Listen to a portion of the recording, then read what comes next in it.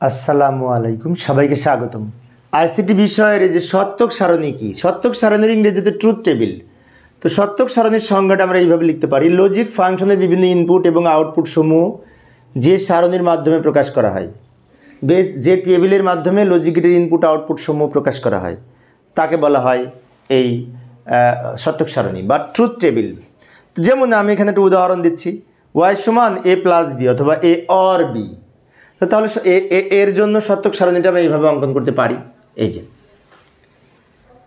এক্ষেত্রে ওয়াই সমান a or B বা এ প্লাস বি যাই বলি না কেন, তো এখানে এ আর বি দুইটা চলক, সেজন্য 1 2 3 4টি সারি হবে, এই 4টা সারি হবে আর এখানে হেডিংয়ের জন্য। যেমন এ আর বি দুইটি ইনপুট আর এই ওয়াই হচ্ছে আউটপুট, ওয়াই সমান এ প্লাস বি।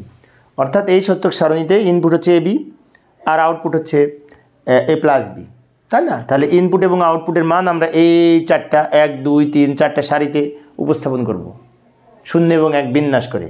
এখন প্রশ্ন হচ্ছে যে এইখানে 4টা হলো কেন? কারণ নিয়ম হচ্ছে two to the power n, এনের মান হচ্ছে 2, কারণ দুইটা চলক, সেজন্য টু টু দি পাওয়ার 2 মানে 4, তাই 4টা সারি হয়েছে।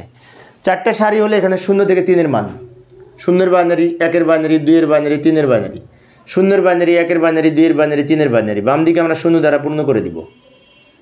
এবার ভালো করে লক্ষ্য করি, এই হচ্ছে 0 0 1 1 0 1 0 1, এই বিন্যাসটা হলো 0 থেকে 3-এর বাইনারি মানকে সাজিয়ে।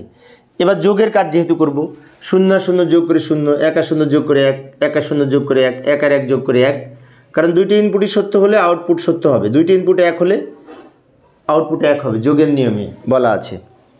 এইটা হচ্ছে সত্যক সারণী। সত্যক সারণীকে কী করলাম? ইনপুট এবং আউটপুট সমূহের মান উপস্থাপন করলাম। সেই জন্য সংজ্ঞায় বলা আছে লজিক ফাংশনের, এইটা হচ্ছে লজিক ফাংশন। এই লজিক ফাংশনের ইনপুট আউটপুট সমূহ যে সারণীর মাধ্যমে প্রমাণ করা হয় বা উপস্থাপন করা হয় তাকে সত্যক সারণী বলা হয়। এখন অনেক শিক্ষার্থীর মনে হতে পারে যে 1 মার্কের জন্য এত বড় করে লিখব, যদি আসে খালি সত্যক সারণী কি না, সত্যক সারণী কী বললে আমরা এত বড় করে লিখব না, শুধু এইটুকু লিখব। কাকে বলে?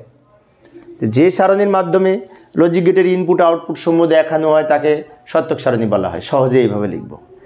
আর যদি 2 মার্কসের জন্য বলে সত্যক সারণী ব্যাখ্যা করো, তাহলে এইভাবে আমরা উদাহরণ দিয়ে সুন্দর করে লিখব 2 মার্কসের জন্য। তো প্রিয় শিক্ষার্থী বন্ধুরা, আমি অল্প অল্প করে আলোচনা করি শিক্ষার্থীদের অনুরোধে। আর এই অধ্যায় সৃজনশীল প্রশ্নের লিঙ্ক আমার ভিডিও ডেসক্রিপশনে দেওয়া আছে, সেখান থেকে তোমরা সৃজনশীল প্রশ্নের লিঙ্ক দেখে সৃজনশীল প্রশ্ন দেখে প্রস্তুতি নিতে পারো। পরের ক্লাসটি দেখার আমন্ত্রণ রইল। খোদা হাফেজ।